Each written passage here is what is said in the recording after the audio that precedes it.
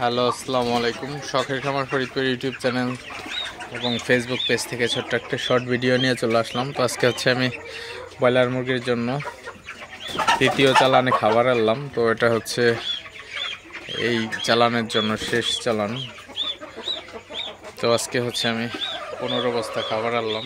তো new হোপের broiler গরুয়ার খাবারটা তো আপনাদের সাথে একটু শেয়ার করলাম। আসলে এই খাবারটা মান আমার কাছে মোটামুটি ভালো মনে হয়েছে আসলে।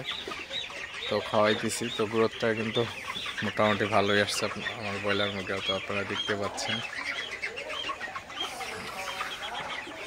আসলে